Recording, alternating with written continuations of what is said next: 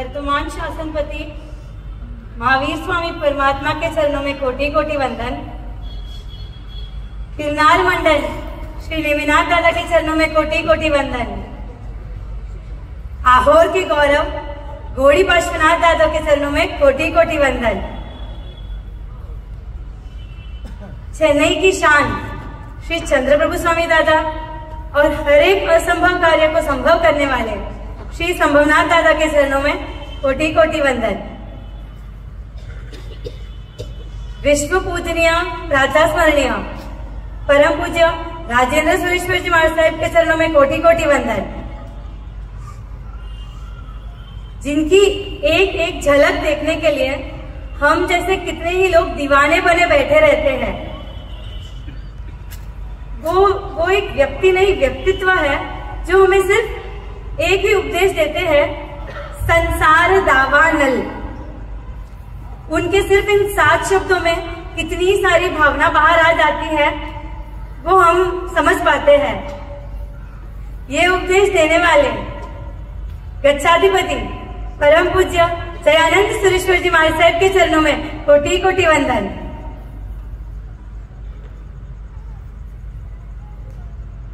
जब मेरे भाव हुए,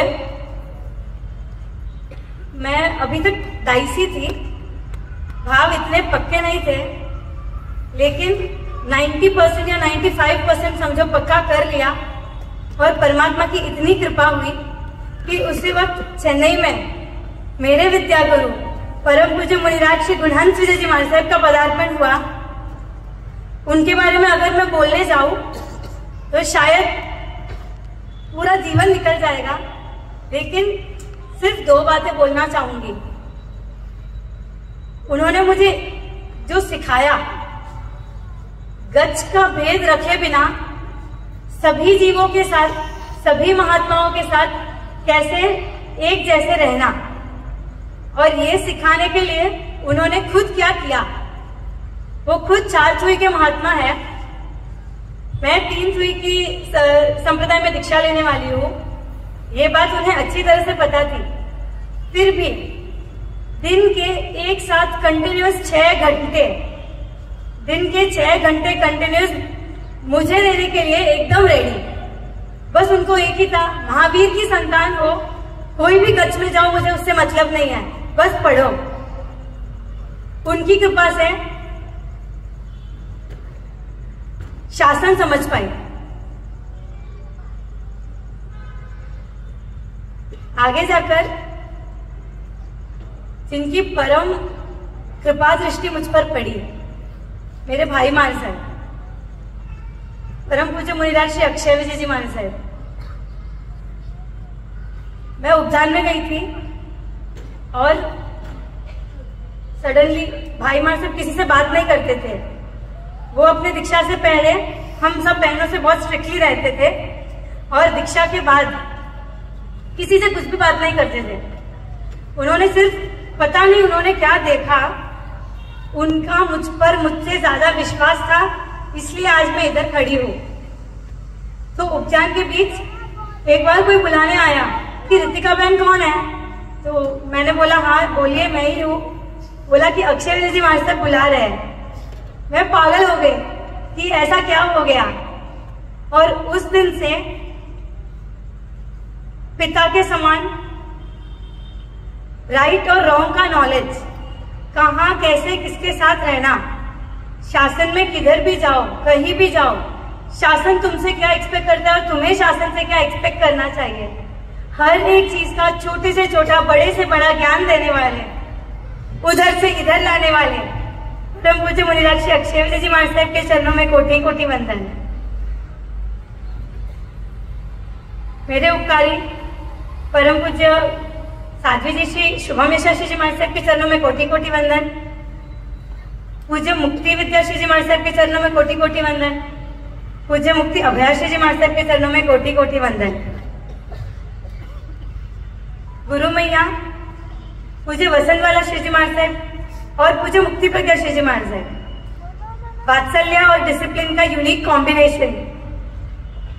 न जाने कैसे, जितनी मैं टेढ़ी थी उतनी आज सीधी बन पाई, तो शायद उनके कारण। उन दोनों ने बहुत बहुत सपोर्ट किया, राइट नॉलेज भी दिया और साथ में घर की कमी मुझे फील ना हो वैसा हमेशा ध्यान रखा।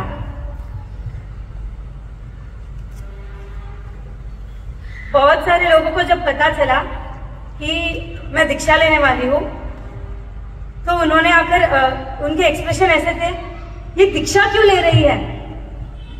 आप सोच सकते हो जैनों में उनके भाव ऐसे हैं जैसे उनको लग रहा है Diksha is a decision out of depression, लेकिन नहीं, Diksha is not a decision out of depression, it is a decision out of maturity, it is a decision out of vivek and jagriti. बहुत सोच समझकर व्यक्ति दीक्षा का जीवन अपनाने जाता है। समझने के लिए सिर्फ एक छोटा सा एग्जाम्पल दूंगी इसकी भूमिका। बचपन से ही मम्मी की इच्छा थी कि मैं पढ़ाई में जुड़ूं, तो पाठशाला जाते थे और स्वाध्याय चलता था। नवतत्व वगैरह ग्रंथ जब पढ़ने का आया, कहीं ना कहीं आत्म तत्व को जानने का मौका मिला। विश्वास नहीं होता था, शायद जान लिया पर मानने में बहुत समय लगा। आजकल के हम लोग यंग जनरेशन ऐसे ही होते हैं, किसी की बात सुनते नहीं, हमें हर एक चीज अनुभव करनी पड़ती है। ऐसे ही हम किसी की बात नहीं मानते। तो वैसा ही कुछ मेरा भी था। ऐसे ही फेथ नहीं होगा, आत्मा क्या है, क्यों है, अनित्य कैसे है, सब जानने के लिए मन में बहुत चिंतन चला, कहीं ना कहीं मान्यता में भी बैठा। और फिर एक आध्यात्मिक महात्मा का जोग हुआ जिन्होंने कुछ बातें समझाई। मैं आप सबको एक चीज पूछना चाहती हूँ, कोई व्यक्ति जिसको स्विमिंग नहीं आती, वो पानी में डूब रहा है, और आप जिन्हें स्विमिंग आती हो अगर उसे बचाने जाओ तो वो व्यक्ति पानी में डूब रहा है। सवाल थोड़ा ट्रिकी है, आप आराम से सोच के बोलिएगा। वो व्यक्ति पानी में डूब रहा है, उसके शरीर में पानी जा चुका है, उसे तैरना नहीं आता, वो अंदर डूब रहा है, उसके शरीर में पानी जा चुका है। अब जब वो डूब रहा है, वो मर रहा है, तो उसको मारने वाला पानी कौन सा है, उसके अंदर का पानी या उसके बाहर का पानी? प्रश्न समझ में आया? वो व्यक्ति पानी के अंदर है, वो अंदर डूब रहा है, उसको वो मर रहा है, डूब रहा है मतलब वो मर रहा है, तो उसको मारने वाला पानी कौन सा है, उसके शरीर के अंदर वाला पानी या बाहर वाला? अंदर वाला पानी। तो जो व्यक्ति आप सब जब उन्हें बचाने जाओ तो उनके अंदर के पानी को निकालोगे, उन्हें पहले बाहर के पानी से बाहर निकालोगे, बाहर के पानी से बाहर निकालोगे, फिर उनके अंदर का पानी बाहर निकल पाएगा। संसार क्यों छोड़ना है? हमारे अंदर जो संसार पड़ा है, ये आज छोड़ के जाएंगे तभी अंदर के संसार को निकाल पाएंगे।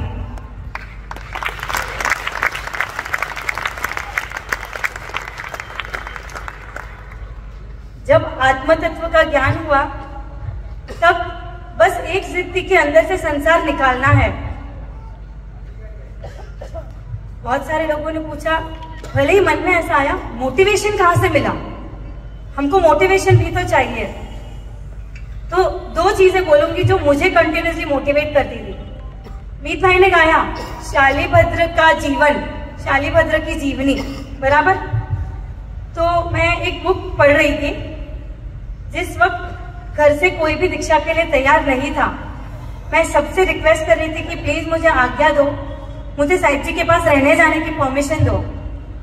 कोई भी राजी नहीं था, घर में सब लोग रोते थे, सब होता था, लेकिन मोटिवेशन, जैसे कि मैंने कहा, विद्या गुरु महाराज साहब, भाई महाराज साहब सब तो थे ही, लेकिन शालीभद्र ने कैसे मोटिवेट किया? शालीभद्र का जीवन, अगर आपने कभी सुना हो, 7 फ्लोर्स की बिल्डिंग, 7th फ्लोर में ही वो रहते थे। उनके घर में 5th, 6th और 7th, प्रायः ये 3 ही फ्लोर में उनका आवागमन होता था। हम रोटी बनाते हैं ना, तो ये जगह यूज होती है, ये हाथ का ये पार्ट यूज होता है, इसलिए यहाँ पे हमारे बाल नहीं उगते, बराबर। और हम चलते हैं तो पैर के तलिए के वहां बाल नहीं उगते। शालिभद्र की माता ने उन्हें इतना आदर रखा था कि उनके पैर के तलिए के वहां बाल उगने चालू हो गए। आप समझ सकते हो उनकी माता ने उनको कितना स्नेह दिया। मैं ये नहीं कह रही हूँ कि हमारी माता हमको स्नेह नहीं दे रही, लेकिन शालिभद्र की माता ने उन्हें कितना आदर रखा हुआ कल्पना कर पा रहे हो। वो शालिभद्र को जब वैराग्य की भावना हुई, उन्होंने अपनी माता को बताया कि माता, मुझे संसार त्याग करना है, मुझे दीक्षा लेनी है। उनकी माता उधर ही खड़े खड़े बेहोश हो गई। आपको पता है उन्होंने क्या किया? उनके मन में क्या आया? अगर मैं मेरी माता के पास गया ना तो उनका राग बढ़ जाएगा। ये नहीं है कि माता पर प्रेम नहीं है, लेकिन जब आत्मा को समझ लिया तो आत्मा के गुणों का विकास कैसे हो उस पर ही फोकस होगा। माता का भी भाव ना बढ़े उस पर फोकस होगा। जब भी मेरे घर में कुछ भी कठिनाई आती थी, मैं शालिभद्र को याद करती थी। दूसरा एक बहुत फेमस एग्जाम्पल बोलूं, परमात्मा महावीर को आप सब जानते हो। परमात्मा वो प्रभु नहीं थे, वो प्रभु बने। बात थोड़ी डीप है, समझने जैसी है। प्रभु प्रभु थे नहीं, प्रभु प्रभु बने। परमात्मा बनने के कुछ ही भाव पहले, अगर आप सबने सुना हो और जिन्होंने नहीं सुना हो, परमात्मा की क्रूरता। वो म्यूजिक सुन रहे थे, एक व्यक्ति ने आकर उनकी म्यूजिक सुनने में अंतराय डाला, मतलब उन्हें वो रोक दिया कि वो म्यूजिक नहीं सुन पाए आगे। परमात्मा के जीव को इतना क्रोध आया कि उन्होंने उस व्यक्ति के कान में शीशा, गरम गरम शीशा, मैं चांदी के बर्तन में जब चाय लेती हूँ ना, चाय नीचे ही होती है पर पूरा बर्तन ऊपर तक एकदम गर्म होता है कि मैं टच नहीं कर पाऊँ। सेम जब कौसे की वाटकी में हम लोग कुछ भी गर्म चीज लेते हैं, पूरा ऊपर तक आता है। आप इमेजिन करो, एक मेटल को पूरा मेल्ट कर दिया, इतना गरम गरम, सामने वाले व्यक्ति के कान में ऐसे का ऐसे डाल दिया। परमात्मा के जीव कि उस वक्त जबकि सम्यकता प्राप्त हो चुका था, क्रूरता कितनी थी। उसी के कुछ भाव बाद प्रभु प्रभु बने, जिनको हम सब आज पूजते हैं, वंदते हैं, जिनका स्मरण मात्र एक आनंद देता है। हम सब इतने क्रूर तो नहीं है ना, इतने क्रूर तो हम नहीं है, तो हम प्रभु क्यों नहीं बन सकते? हम वो वेश क्यों नहीं धारण कर सकते? तो परमात्मा महावीर, शालिभद्र, इन दोनों ने मुझे बहुत मोटिवेट किया। इसके बाद मन में ऐसा था कि ठीक है, मोटिवेशन है, संयम कभी भी लो, चलेगा, अर्जेंट क्या है? सिद्धि कभी भी मिले, फर्क नहीं पड़ता, अर्जेंट क्या है? आप सब फ्लाइट में जाते हो, कभी भी फ्लाइट डिले हो जाए मूड खराब होता है। कहीं पर भी जाना हो, ट्रेन लेट हो, कुछ भी ऐसी चीज हो जहां डिले हो, मूड खराब होता है, इरिटेशन होता है, गुस्सा आता है। वहां पे फ्लाइट में भी स्पीकर पे बोला जाता है कि विलंब के लिए खेद है, sorry for the delay. Why do you want to be sorry when you have a reason to be happy? जब मार्ग मिल गया, खुश होने का रास्ता दिख गया, तो मैं डिले क्यों करूं? इस चीज का एक और एक साक्षात अनुभव हुआ। मैं शायद स्कूल के एंडिंग ईयर्स होंगे या कॉलेज का स्टार्टिंग, और हम लोग पूरी फैमिली के साथ लेह लद्दाख घूमने गए थे। जनरली हम लोगों के लिए हैप्पीनेस किनके साथ है? फैमिली, इमीडिएट फैमिली और फ्रेंड्स। मेरी पूरी फैमिली मेरे साथ थी। हमारे यहाँ बड़े पापा वगैरह सब जन, अंकल आंटी भाई बहन सब के सब हम लोग वहां पे थे।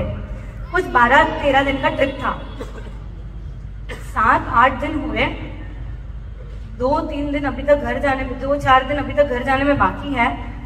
और मुझे मन में हुआ कि बस अब मैं थक गई, मुझे घर जाना है। आप समझ रहे हो, मेरा शरीर थक चुका है, उसे उसके घर जाना है। उस वक्त ये रियलाइज नहीं हुआ।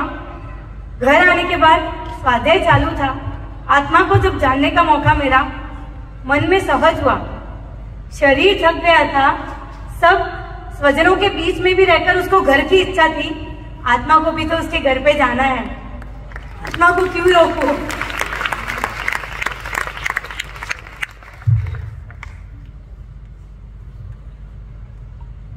एक चीज आप लोगों से रिक्वेस्ट करनी है, ये सारी चीजों ने मुझे मोटिवेट किया, मैंने आपको बताई। आप सब इसको सुनकर सिर्फ हृदय में मत रखना, हो सके तो शालिभद्र महावीर स्वामी भगवान को अपने जीवन में लाने की कोशिश करना। मैं अब जब संयम लेने जा रही हूँ, शुरुआत के कुछ साल मेरे लिए बहुत प्रेशियस है। There will be a lot that I need to learn. आप लोगों के तरफ प्रेम मेरा उतना ही है, सबके प्रति मेरी मैत्री उतनी ही है, लेकिन एक चीज है जो हम सबको समझने की जरूरत है।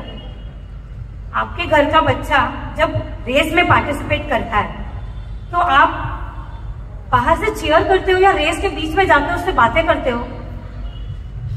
बाहर से देखकर चीयर करते हैं। घर का बच्चा जब एग्जाम लिखने जाता है, एग्जाम के पहले ऑल द बेस्ट, एग्जाम के बीच में बातें नहीं, पॉसिबल ही नहीं। मैं जहां जा रही हूँ वो भी एक प्रकार की रेस है, not a race against someone but a race of self motivation. आप सब मुझे यहाँ से ही खूब खूब आशीर्वाद दें। रेस के साथ साथ वो एक एग्जाम भी है। यहाँ पे मैंने जितना भी पढ़ा है मैं वहां पे उसे जीवन में उतारने जाने वाली हूँ। ऐसा नहीं है कि मैं नहीं चाहती कि आप सब मुझसे बात ना करें, लेकिन शुरुआत के एटलीस्ट 5 इयर्स हो सके तो वहां आकर, जब भी आपका मन हो वहां आकर दूर से आपके बेटी महाराज साहब, आपके बहन महाराज साहब, आपकी भतीजी महाराज साहब, धोत्री महाराज साहब, जो भी मैं हूँ, उनको दूर से देखकर उनके वंदन करें और उनका उत्साह और अपना उत्साह ऐसे ही बढ़ाएं। इससे क्या होगा, आपने शुरुआत के मेरे जो 5 साल हो गए उसका हर मिनट हर सेकंड बचाकर मुझे बहुत बड़ा प्रॉफिट देने का लाभ होगा। 5 इयर्स के बाद जब हम बात कर पाएंगे, शायद कैसे गुरु महाराज साहब की इच्छा होगी उसके ऊपर, तब आपको पता चलेगा कि वो 5 साल जब आपने मुझे दूर से देखकर मेरा मोटिवेशन बढ़ाया, कितना बड़ा प्रॉफिट था। भावना है, आग्रह नहीं। जैसी आपकी अनुकूलता वैसे आपको करने की पूरी छूट। 26 जनवरी कलिकुंड पार्श्वनाथ दादा के प्रांगण में दीक्षा ग्रहण करने जा रही हूँ। आप सबसे हार्दिक विनंती है कि आपके संघ की लड़की, आपके स्कूल की लड़की, आपके चेन्नई की लड़की, आपके मंडल की लड़की, आपके गांव की लड़की, आप सबकी बेटी एक ही चीज चाहती है कि आशीर्वाद सिर्फ यहाँ से ना दिया जाए, उधर पधार कर इतने आशीर्वाद दे, इतने आशीर्वाद दे कि मैं इन व्रतों को जिन्हें मैं स्वीकार कर रही हूँ उन्हें वफादारी से निभा पाऊं। जिन आज्ञा विरुद्ध कुछ भी कहा हो तो मिच्छामि दुक्कडम।